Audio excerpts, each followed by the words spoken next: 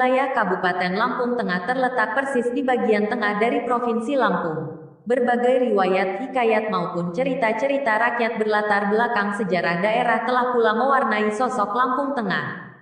Sehingga dari sisi historis sejarah Kabupaten Lampung Tengah tidak terlepas dari sejarah Lampung secara umum.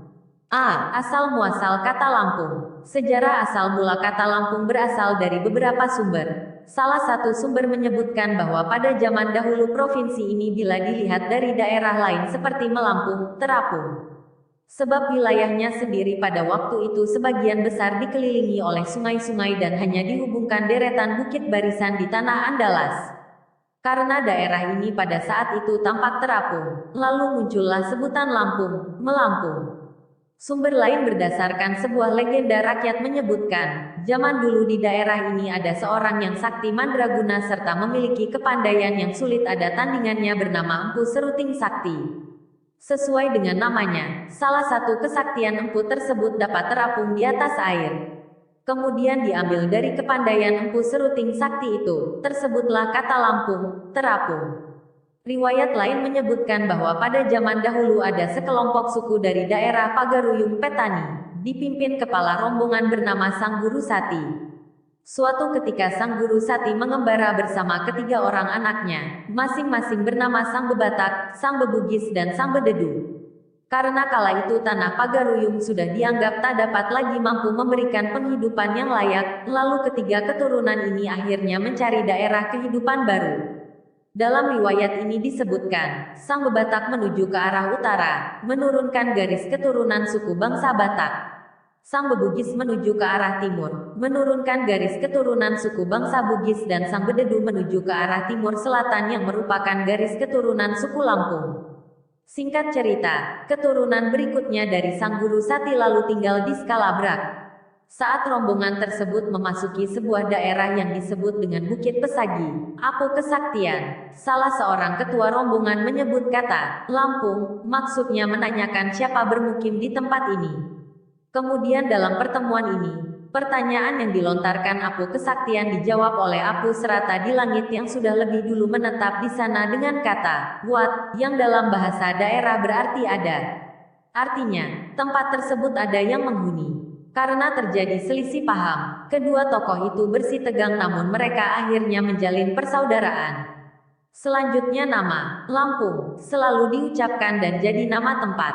Versi lain dari cerita rakyat Lampung yang penuturannya hampir sama dengan kedatangan Apu Kesaktian di Bukit Pesagi adalah cerita tentang Ompung Silamponga.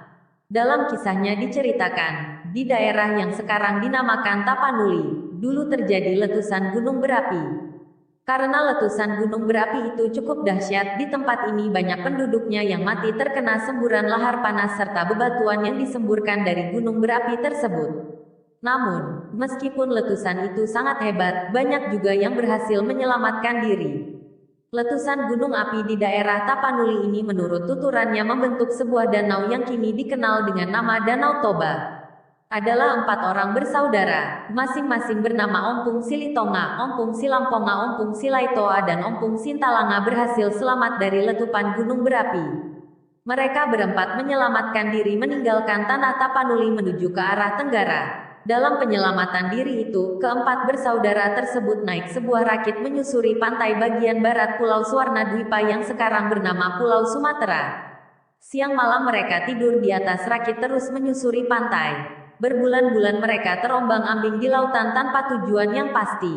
Persediaan makanan pun dari hari ke hari semakin berkurang. Keempat bersaudara ini juga sempat singgah di pantai untuk mencari bahan makanan yang diperlukan. Entah apa sebabnya, suatu hari ketiga saudara Ompung Silamponga enggan diajak untuk meneruskan perjalanan. Padahal ia pada waktu itu dalam keadaan menderita sakit. Mereka pun turun ke daratan dan setelah itu menghanyutkan Ompung Silamponga bersama rakit yang mereka naiki sejak dari tanah Tapanuli. Berhari-hari Ompung Silamponga tak sadarkan diri di atas rakit. Pada suatu ketika, Ompung Silamponga sadar begitu merasakan rakit yang ditumpanginya menghantam suatu benda keras. Saat matanya terbuka, ia langsung kaget karena rakitnya telah berada di sebuah pantai yang ombaknya tidak terlalu besar. Yang lebih mengherankan lagi, begitu terbangun badannya terasa lebih segar. Segeralah dia turun ke pantai dengan perasaan senang. Ia tak tahu sudah berapa jauh berlayar dan di mana saudaranya berada. Yang dia tahu kini telah mendarat di suatu tempat. Kemudian Ompung Silamponga tinggal di pantai tersebut. Kebetulan di pantai ini mengalir sungai yang bening. Pikirnya, disinilah tempat terakhirnya untuk bertahan hidup jauh dari letusan gunung berapi. Setelah sekian lamanya Ompung Silamponga menetap di sini, yang menurut cerita tempatnya terdampar itu sekarang bernama Krui, terletak di Kabupaten Lampung Barat. Ia hidup sebagai petani. Karena merasa sudah lama bertempat tinggal di daerah pantai, Ompung seorang diri akhirnya melakukan perjalanan mendaki gunung dan masuk ke dalam hutan. Suatu ketika tibalah ia di sebuah bukit yang tinggi dengan panorama yang indah. Pandangannya mengarah ke laut serta di sekitar tempat itu. Kegembiraan yang dirasakannya, tanpa sadar dia berteriak dari atas bukit dengan menyebut kata Lapung. Lapung dalam bahasa Tapanuli berarti luas. Keyakinannya, pastilah di sekitar situ ada orang selain dirinya. Dengan tergesa-gesa dia turun dari atas bukit. Sesampainya di tempat yang dituju, Ompung bertekad untuk menetap di dataran tersebut untuk selamanya. Ternyata apa yang selama ini diyakininya memang benar. Setelah cukup lama tinggal di sini, Ompung akhirnya bertemu dengan penduduk yang lebih dulu menetap di tempat ini dengan pola hidup yang masih tradisional. Tapi meskipun demikian, penduduk itu tidak mengganggu Ompung, bahkan di antara mereka terjalin tali persahabatan yang baik. Saat datang ajal menjemput, Ompung Silamponga meninggal di dataran itu untuk selamanya. Daerah yang disebut Lapung tersebut bernama Skalabrak. Tuturan cerita rakyat di sini mengatakan bahwa nama Lampung berasal dari nama Ompung Silamponga. Namun ada pula yang menuturkan kalau nama Lampung diambil dari ucapan Ompung saat ia berada di atas puncak bukit begitu melihat dataran yang luas. Versi berikutnya tentang asal-usul kata Lampung disebutkan bahwa Skalabrak merupakan perkampungan pertama orang Lampung yang penduduknya dinamakan orang Tumi atau Buai Tumi.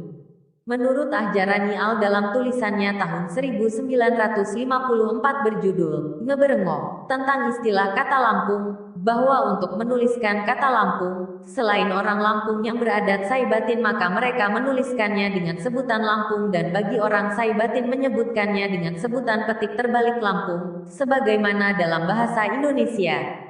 Hal ini sama dengan sebutan Megalo, menjadi kata menggala.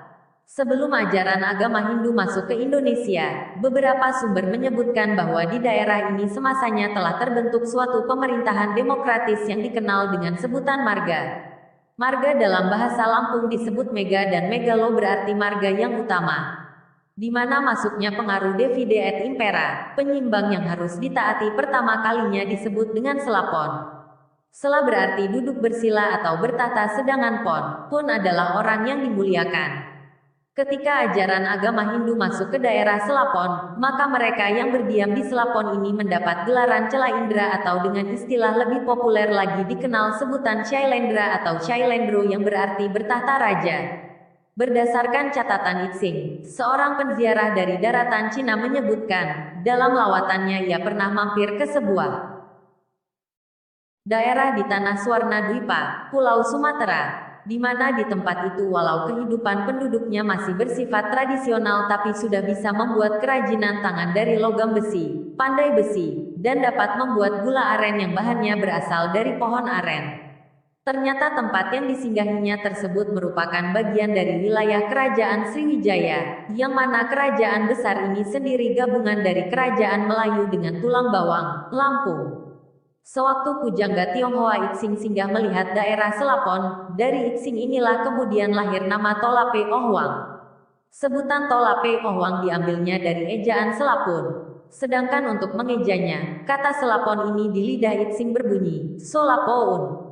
Berhubung orang Tionghoa itu berasal dari seorang pendatang negeri Cina yang asalnya dari Tartar dan di lidahnya tidak dapat menyebutkan sebutan So maka Itsing mengejanya dengan sebutan Tu. Sehingga kata Solapun atau Selapon disebutnya Tolape Ohwang, yang kemudian lama-kelamaan sebutan Tolang Powang menjadi tulang bawang. Kerajaan Sriwijaya berbentuk federasi yang terdiri dari Kerajaan Melayu dan Kerajaan Tulang Bawang semasanya menerima pengaruh ajaran agama Hindu. Sedangkan orang Melayu yang tidak menerima ajaran tersebut menyingkir ke Skalabrak. Sebagian lagi tetap menetap di Megalo dengan budaya yang tetap hidup dengan ditandai adanya aksara Lampung. Di antara orang Selapon yang menyingkir ke Skala-Brak guna untuk merapatkan kembali hubungan dengan orang Melayu yang pindah ke Pagaruyung, dilakukanlah pernikahan dengan seorang wanita bernama Tuanku Gadis. Dari pernikahan tersebut, Selapon akhirnya mendapat istilah baru lagi menjadi Selampung, dengan silsilahnya yang asli mereka gelari Abu. Pada saat itu, Kerajaan Sriwijaya adalah sebuah kerajaan agung yang wilayahnya sangat luas. Rajanya yang pertama bernama Srijaya Negara, 680. Wilayah daerahnya meliputi sejumlah daerah di Sumatera, Jawa Barat dan Kalimantan Barat. Bahkan nama Sriwijaya termasuk hingga ke Malaysia dan Singapura. Konon diambil dari nama Panglima Perang Sriwijaya yang mendarat di sana bernama Panglima Singapura, sampai ke India. Kemasyhuran Kerajaan Sriwijaya di tanah air meninggalkan beberapa bukti kejayaan, di antaranya sebuah candi di Muara Takus Provinsi Jambi yang dikenal dengan Candi Muara Takus, makam raja-raja di Bukit Siguntang, Bukit Besar Palembang, Sumsel serta sejumlah prasasti, batu bertulis, yang berada di beberapa tempat, seperti Prasasti Kedukan Bukit yang ditemukan di Palembang, Prasasti Talang Tuo di Palembang, Prasasti Telaga Batu di Palembang, Prasasti Bom Baru di Palembang, Prasasti Kota Kapur di Pulau Bangka, Prasasti Karangberahi di Jambi, Prasasti Palas Pasemah di Lampung Selatan dan Prasasti Nalada di Museum Nalada di India. Dari sejumlah berita-berita ini diketahui, Sriwijaya memperoleh kemajuan sekitar abad ke-7 dan 8 Masehi di bawah pemerintahan Raja Balaputra Dewa dari Wangsa Shailendra. Kemajuan-kemajuan itu, diantaranya, membentuk armada laut yang kuat sehingga memberikan kemudahan bagi para pedagang untuk singgah dan berdagang dengan aman. Kapal-kapal dagang Sriwijaya berlayar hampir ke seluruh pelabuhan di Asia, memberikan kesempatan pada putra-putri Indonesia untuk belajar sampai ke India, perguruan tinggi Nalada. Kerajaan Sriwijaya mengalami kemunduran pada sekitar abad ke-11 Masehi. Lemahnya kerajaan yang sempat jaya ini dikarenakan mendapat serangan dari kerajaan Kola pimpinan Rajendra Chola tahun 1025 dan munculnya kerajaan Kediri yang mengadakan ekspedisi Pamalayu ke Sumatera. Dari beberapa keterangan diperoleh bahwa kata Lampung telah berulang kali mengalami perubahan. Semula sebelum Hindu dari India masuk ke Nusantara disebut Selapon. Setelah Hindu masuk mendapat gelaran Cela Indra atau Shailendra, Shailendro. Abad keempat oleh Itsing disebutkannya Tolape Ohwang, tulang bawang. Abad ke-7 di masa Tuanku Gadis mendapat gelaran Selampung yang kemudian menjadi sebutan Lampung.